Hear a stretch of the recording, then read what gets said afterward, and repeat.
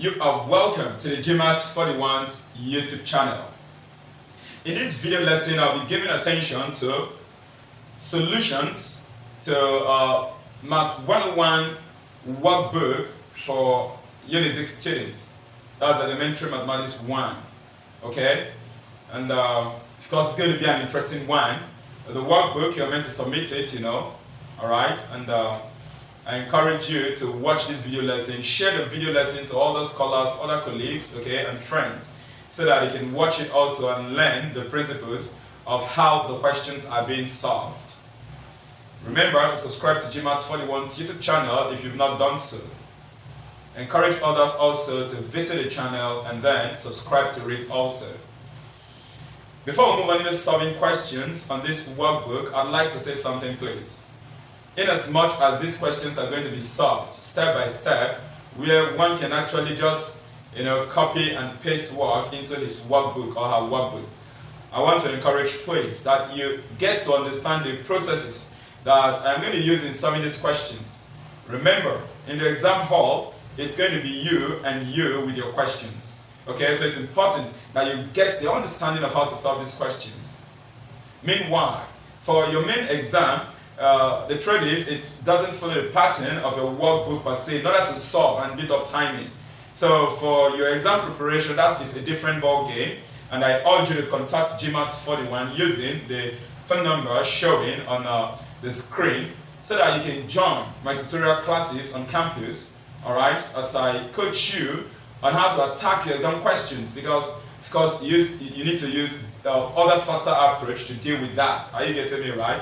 Not the approach I'm going to use to solve your workbook.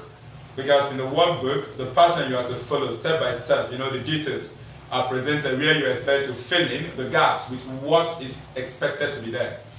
Alright? That's the pattern we're going to use in solving problems in this video lesson is different from what you're meant to do when you see questions in exam. There are better ways, okay? You could call it shortcuts, okay, in attacking your exam question to beat up the time since it is CBT.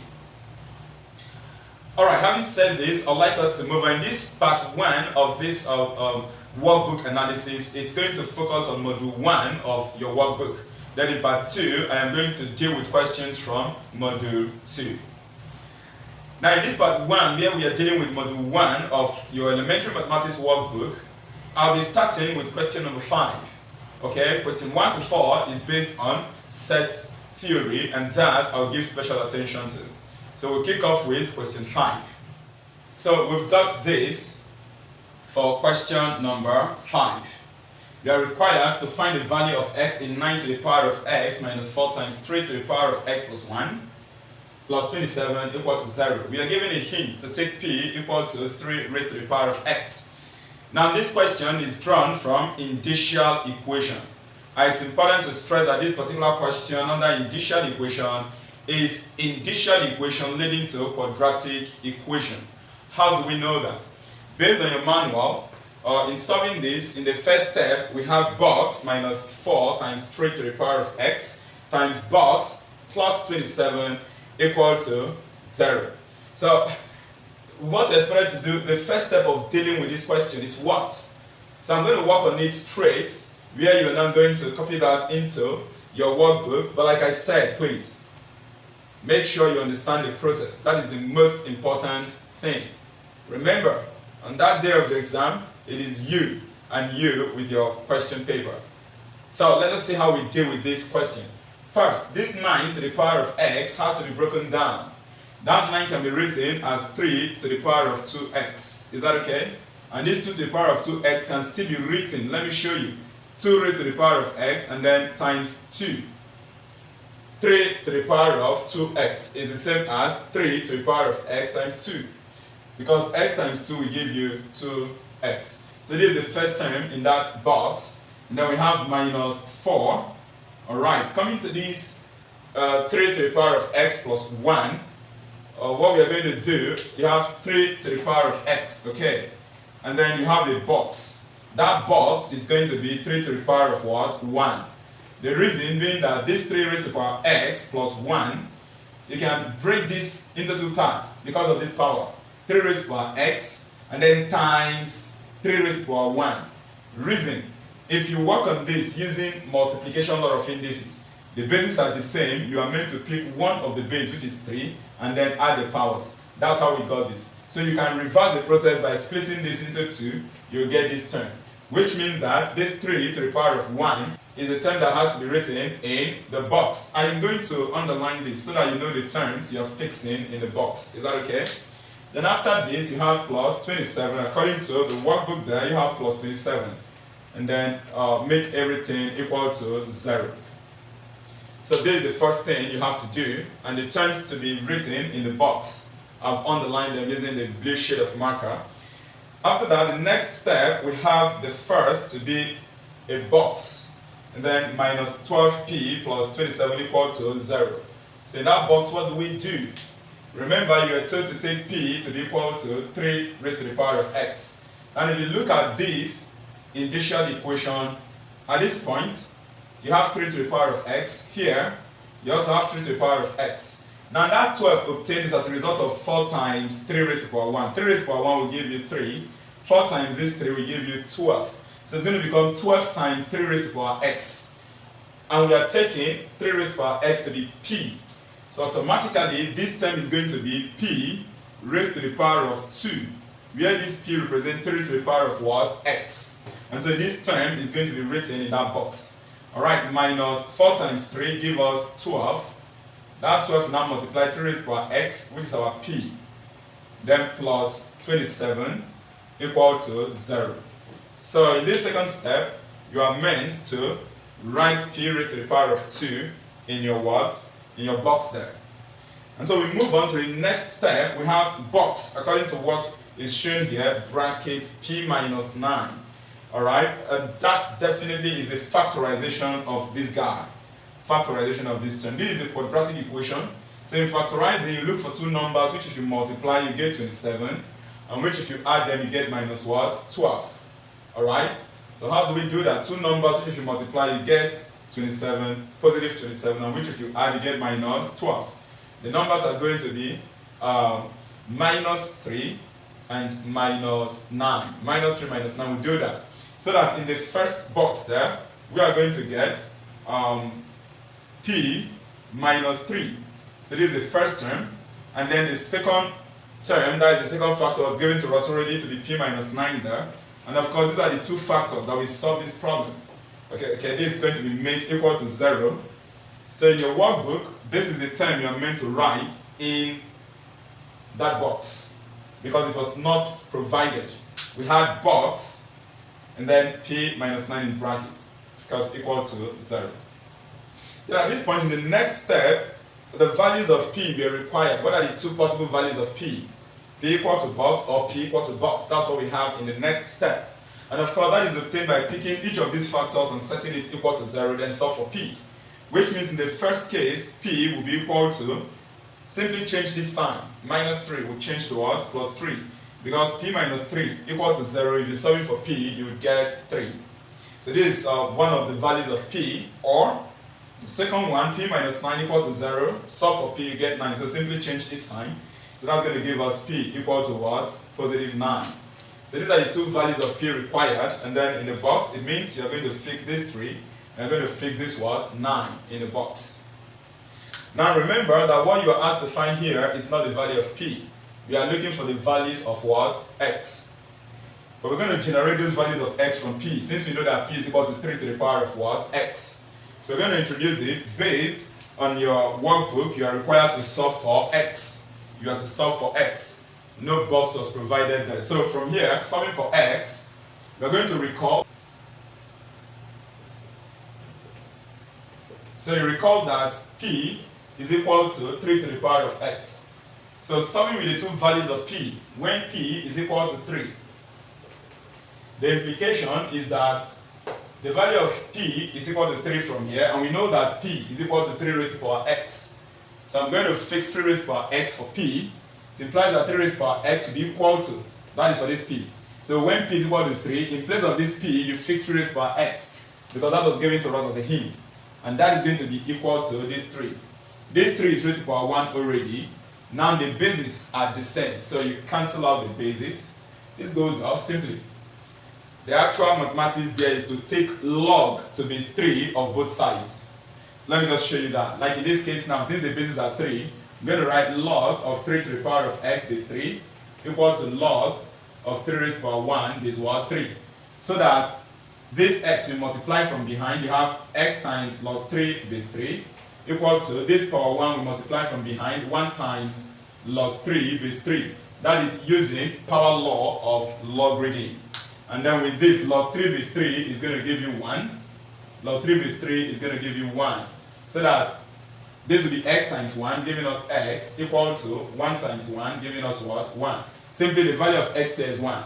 I've shown you the real mathematics of how we obtain that, but you don't need to do this whenever you are solving problems on that. Once you get to this point, the bases are the same on both sides of the equation, so you simply cancel out the bases. Therefore, the value of x, you equate the powers. X is equal to 1. Now next, when p is equal to, we had the second value of p to be 9. So when p is equal to 9, the implication is that in place of p, we fix up the hint 3 raised to the power of x, and that will be equal to this 9. We have to break it down using base 3, because our aim is to ensure that both sides of the equation are in the same base. So if we have p to be 3 as a base to the power of x, and then this is equal to 9, you know, that 9 should be broken down to base 3. I know that 3 raised to the power 2 is going to give you 9. In the same way, the basis goes off because they are the same. Equate the powers, x is equal to 2. So this gives us the second answer. So what are the two values of x here? You can conclude therefore that x is equal to 1 or 2. And these are the solutions of x for this question. So let us move on to question number 6. And here we have question number 6. We are required to solve the equation 5 to the power of 2x minus 5 to the power of x plus 1, then plus 4 equal to 0 by filling the space below.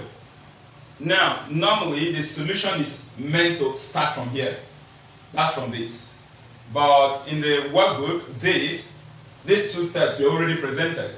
And so it simply means that our own personal work of solving this would start after this level. Is that okay? But in normal, say in example, you just be given this. No one would even write by filling any space. You know, it's just solve this equation and get the values of x. Okay? So let us see what we've got here. In the first step, we have box plus 4 equal to 0. I'm going to be fast in solving this because the process is much similar to question number 5. So in our first box, since p is equal to 5 to the power of x, here we have 5 to the power of x. So I'm going to fix p for 5 to the power of x and then raise to the power 2. Then minus this would also be p. Then this p times 5 will give us 5p. So this is 5p and then plus 4 equal to 0. And of course in the workbook, you are expected to, write up this and then that one of 5p. Please, I want to say something, this is minus, not plus. However, if I choose to put plus outside here, then this 5p is going to be minus 5p. But like I said, please, this is plus, this is minus, not plus. You can see that clearly from the question itself. Okay, we are moving on. Then we have to find the value of p. Okay, in the manual, one of the value of p was given to us. That's in the workbook. One of the value of p was given to be equal to 4, but the first one we are required to find it, p equal to box. And so how do we do that? You have to factorize this. Find two numbers that are factors of 4, which if you add them, you get minus 5. I want to believe we have the idea of how to solve quadratic equation. If you have challenge on that, I have a video lesson in this GMAT 41 YouTube channel that teaches step by step on how to solve a quadratic equation. But then a good knowledge of multiplication and factors is what you need to quickly solve this, without any waste of time. So two numbers which are factors of 4, if you multiply them, you get plus 4. If you add them, you get minus 5. The two numbers are minus 1 and minus 4. Now, if the two numbers that are solution to this, are you following, right? Or let's say factors of this are minus 1 and minus 4. Based on the next level, after this in the workbook, the next level is just to get the value of p. So the simple thing you do is this. The factors to solve this problem, like I said, are minus 1 and minus what? 4. So what you have to do is change their signs. Change their signs and divide by the coefficient of p squared. Good enough, the coefficient of this guy carrying square is 1. So if one of the factors that can solve this problem is -1, if you change the sign of -1, you get +1. Divide that +1 by this +1, coefficient of p squared. 1 over 1 will give you 1. Therefore, the first value of p is equal to 1. Okay, and this one you are meant to write it in the box provided. This 1. The second value is obtained from that -4. Remember what I said, the two factors that will solve this quadratic equation are -1 and -4. Change their signs and divide by the coefficient of p squared. Then the second factor is -4. Change the sign of -4, you get +4. Divide +4 by the coefficient of this p squared, and you are going to get +4 over 1, which is the same as what? 4. And no wonder in the workbook, you are told that p is equal to 4. They gave us this, so no need of writing that value again. So these are the two values of p solving this quadratic equation. Then after that, you were told, recall p is equal to 5 to the power of x. Recall already that we said that p is equal to 5 to the power of what? X. So with this, you are required to solve for x. Solve for x. Good. So what you do is simple. In place of that p, you have two values of p here. Test for each of them. So we're going to write when p is equal to 1. The implication is that 1 will be equal to 5 to the power of x. Now what do we do here to get the value of x? Now you have to express both sides in the same base. Is that okay? Now normally this 5 cannot be expressed in base 1. Since we have 1 here. This is 1 raised to the power of 1. But this 1 can be expressed in base 5. How? A number raised to the power of 0 will give you 1. So if I have 1 here, I can change this base to 5 and raise it to power what? 0. And that's what I'm going to do. This is 5 to the power of 0. It's still the same as 1. So mathematically I am consistent. I'm still correct. And that will be equal to 5 to the power of x. Both sides are equal. You can cancel off both sides. If you want to use the logarithm approach, the choice is yours. Take logarithm of both sides to base 5. Apply your power law of logarithm using the power, the numbers, the power of the numbers to multiply the log from behind. I did one such thing for question number 5. So you know what I'm talking about. With this, you see clearly that the value of x equal to 0, you equate their powers. So this is the first value of x. X is 0 here. Now we proceed to the second case when p is equal to 4. So when p is equal to 4, the implication is that we know already that p is 5 to the power of x. So with p being equal to 4, that's going to be 5 to the power of x. Unfortunately, 4 and 5, there is no way you can express any one of them in the base of the other. You cannot express 4 in base 5. You cannot express 5 in base 4. So for that reason, this guy, we could say there is no solution for x. No solution for x. If it is in the case of maybe, say, CBT exam, and a logarithmic solution is not provided here. Generally, in initial equation, when we get to cases like this, where calculator is not required, and maybe in the option, logarithm options are not given for you to check whether logarithm was applied here. In such case, this would be no solution. It therefore means that x has only one solution, which is 0. But being that this is, a workbook stuff, the workbook is presented in such a way that you solve the question theoretically. So for that reason, I cannot say that there is no solution here. There is. I can solve for x by applying the definition of logarithm. I will apply log to the same base on both sides. So this would be that I will take log to any base. I can say log to base 10. So this is simply log 4 to whatever base. Okay, base 10 equal to, coming here, this is log 5 raised to the power of x. So that from here, I am going to apply power law of logarithm. Let me complete that here. Apply power law of logarithm. This x is going to multiply this log. So you have log 4 equal to x times log 5. Since I did not indicate the base, it simply means that the logarithms are in the same base. Okay? Somehow base 10, if I so wish. So with this, you can calculate the value of x by making x subject to the formula. You divide both sides by log 5. If you divide it by log 5, you'll be left with x. Divided by log 5, this is going to be log 4 all over what? Log 5. So with your calculator, you can evaluate log 4 over log 5, but I'm not going to evaluate it. On your own, you may choose to. just press log 4 divided by log 5 so that you write an alternative answer, or x equal to, you're going to get something in decimal, but I wouldn't do that like I said. These are the two values of x. We can conclude, therefore, that x is equal to 0, or x is equal to log 4 all over log 5. If you use your calculator to evaluate that log, that answer you got, you can fix it there. And like I said, it's going to be in decimal. Is that okay? Alright, so these are the values of x for this particular question. So remember, the terms underlined with blue marker, these are the terms you fill in into the boxes, the empty boxes provided. Then from here, you are meant to just solve this, copy this straight on. A space has been provided for you to do that. Alright, we shall be moving on to question number 7.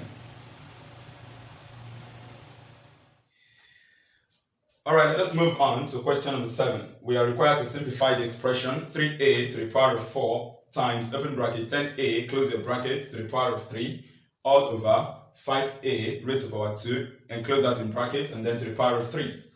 And so this problem is drawn from indices once again, but no longer indicial equation like question 5 and 6. This is purely based on simplification of indicial expression.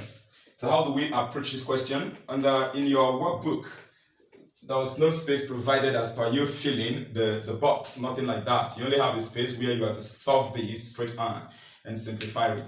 So we are going to go directly to simplify this indicial expression here. To see how we do that, we shall use basic laws of indices as applied to this problem as we move on. So this is 3a to the power of 4 times, open bracket, 10a to the power of 3, then all over 5a squared in brackets to the power of 3. So we shall have 3 times a to the power of 4, because that's the meaning of this term here. Then multiplied by, take a look at this bracket. You observe that you have 10a in it, that is 10 times a. Now, that 10 times a is raised to the power 3, okay?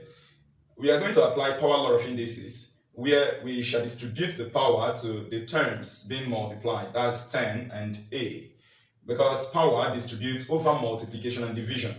So since we have 10 times a, that power 3 outside will be shared to both of them. Please take note that power does not distribute over subtraction and addition. If it is plus or minus between them, in that case, we make use of binomial expansion, alright, to obtain the terms there.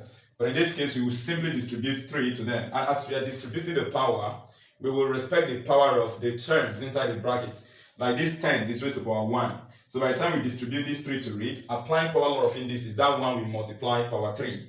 Okay? Because power law of indices tells us that if a base has 2 or more powers, the powers will be multiplied out. Okay, so let's move on. This is going to be 10 raised to the power of 3, because 1 times 3 will give you 3. Then times a, this is a raised to power 1, and then we have power 3 here. It's going to be a raised to the power of 1 times 3, which will give us 3. Then all over, to the denominator, we're going to do same. 5 times a raised to power 2 in brackets, then power 3. Distribute the power 3, so to 5 is going to be 5 to the power of 3, times now to a, watch. A has power 2 already. So if you're distributing the power 3 to it, and then you multiply the powers according to power of indices, it's going to be a raised to the power of 2 times 3, which will give us 6. So this is a to the power of 6. Fine. Now let us take a look at the numerators, and you would observe that in the numerators, we have some bases that are the same. Like this is a raised to the power 4, this is a raised to the power 3, and you are multiplying them. You can see this is multiplication. So we need to apply multiplication law of indices, whereby we pick one of the common base and then add their powers. So we expect to get a raised to the power of 4 plus 3, which will give us a to the power of 7. Then this is 10 raised to the power 3. 10 raised to the power 3 would give us 1000 times 3, you get 3000. But I am not going to do that. In your Math 101, elementary maths, in the exam, you are not allowed to use calculator. And of course, you don't really need calculator. I think one can be faster dealing with this using basic knowledge of arithmetic without calculator. Now, there is something I'm going to do to this 10.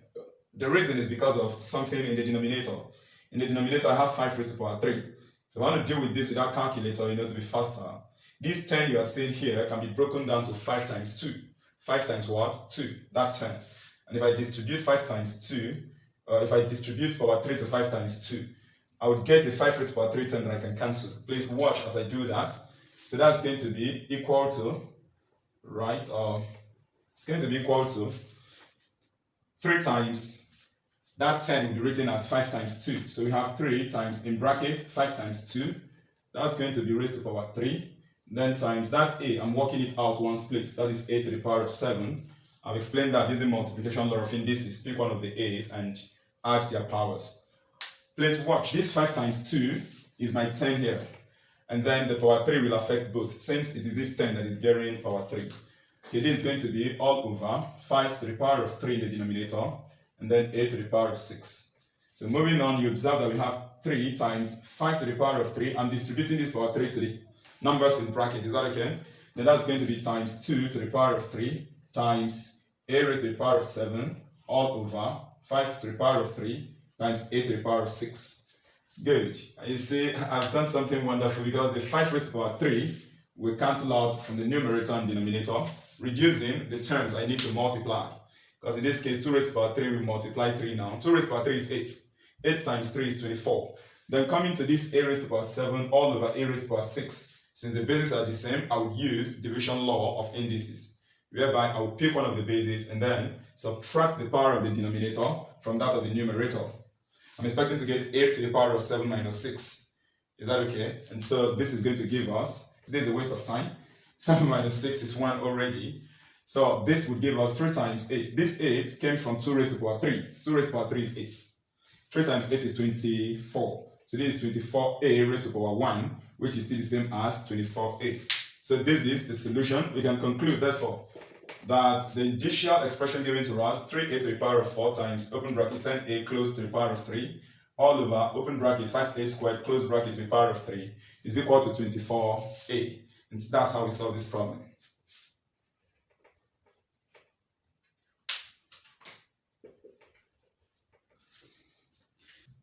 And please, let me say this quickly. I can choose to, work out 10 to the power of 3, get 1,000. 1,000 times 3 gives me 3,000. Then divided by 5 raised to the power of 3, which will be 125. Then you start reducing. Of course, you still get 24 there. 3,000 divided by 125 would produce that same 24 there. But that's going to be some kind of a bit stressful when reducing or dividing. Breaking this 10 down like I did will be faster so that you avoid the thought of, I need to use calculator. Because of course in the main exam you're not going to be allowed to use calculator. Alright, this is great. And of course we are done with question number 7. We shall be preparing to move on to question number 8. However, that is going to be in section 2 of this module 1, alright, in the next video lesson. Please share this video, alright, invite other colleagues of yours to watch the video and then get the concept of the questions from your workbook. Are you following, right? Your elementary maths workbook. If you have any question also, you can drop that and I'll be there to respond to your questions. So in our next video lesson, of course, I'll be dealing with the second part of module 1 of this workbook. So I hope to see you in the next video lesson, and that will be uploaded as soon as possible.